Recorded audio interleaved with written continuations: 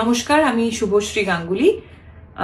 যুব ভারতীতে মেসিকে নিয়ে যে মেসটা ঘটে গেল সেটা নিয়ে কিছু ক্লারিফিকেশন দেওয়ার জন্যই এই ভিডিওটা আমি করছি।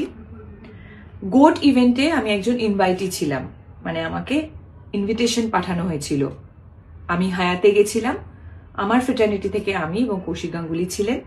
শুধুমাত্র আমার ফ্রেটার্নিটি নয়, বড় বড় ইন্ডাস্ট্রিয়ালিস্টরা ছিলেন, এমিনেন্ট জাজেস, আইপিএস অফিসার্স, জার্নালিস্ট, স্পন্সরসদের তরফ থেকে অনেকে ছিলেন।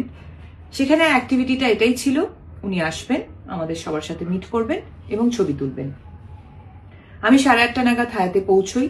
10:15 নাগাদ ওনার সাথে আমার মিট হয়, আমি ছবি তুলি এবং যখন আমি বেরিয়ে আসছি তখন পিআর টিম থেকে আমাকে রিকোয়েস্ট করা হয়, ওদের পিআর টিম থেকে আমাকে রিকোয়েস্ট করা হয় যদি আমি যুব ভারতীতে যাই তাহলে ওনাদের জন্য খুব সুবিধে হয়, কারণ ওখানেও নানান রকম ব্যবস্থাপনা ছিল মেসিকে ঘিরে, যেখানে আমি থাকলে ওনাদের সুবিধে হয়। আমি ছাড়াও Sourav Ganguly, SRK, honourable chief minister.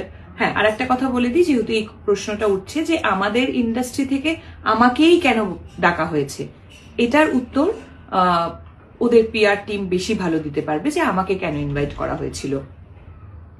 আমি রাজি হওয়ার পর হায়াত থেকে বেরিয়ে যুব ভারতীতে যাই এবং আমাদের জন্য একটা নির্দিষ্ট টেন্ট করা হয়েছিল, সেখানে অনেকেই আমরা বসেছিলাম, ওনার জন্য অপেক্ষা করছিলাম, অনুষ্ঠান শুরু হওয়ার অপেক্ষা করছিলাম। ইন বিটুইন আমার পিআর টিম থেকে ইনস্টাগ্রামে ফটোগুলো পোস্ট করা হয়।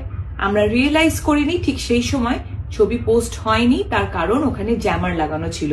আপনারা যারা যারা ওখানে ছিলেন তারা নিশ্চয়ই জানেন, আপনাদেরও ফোনের নেটওয়ার্ক কাজ করছিল না। 11:30 নাগাদ মেসি ঢোকেন এবং ঢোকার পর যে ক্যাওসটা শুরু হয়, যে ডিজাস্টারটা হয়, সেটা আমি নিজের চোখে দেখেছি। আমি মাঠে বসে নিজে ওনাকে দেখতে পাচ্ছিলাম না, আপনারা কিভাবে দেখবেন?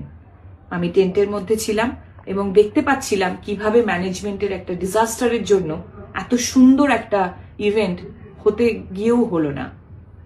তারপর ঝামেলা শুরু হলো। আমার একটা শুটিংয়ে যাওয়ার ছিল, অলরেডি আমি লেট হয়ে গেছিলাম। আমি ওখান থেকে বেরিয়ে আসি এবং বেরোনোর সময় যেহেতু আমার শুটিংয়ে দেরি হয়ে যায়, তাই আমার ওখানে কমিউনিকেশন করার প্রয়োজন ছিল। আমি ওখানে কিছুটা সময় ফোনে ব্যস্ত ছিলাম। তারপরে এই যে এত সুন্দর একটা ইভেন্ট হলো না, একটা অদ্ভুত জিনিসে পরিণত হলো, সেটা নিয়ে অনেকের সাথে আমি ডিসকাস করছিলাম। তাই আমি ইনস্টাগ্রাম খুলে দেখতে পারিনি যে আমার ছবিটা তখন পোস্ট হয়নি।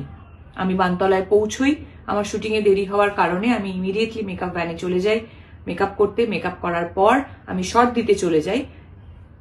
অনেকক্ষণ পর আমি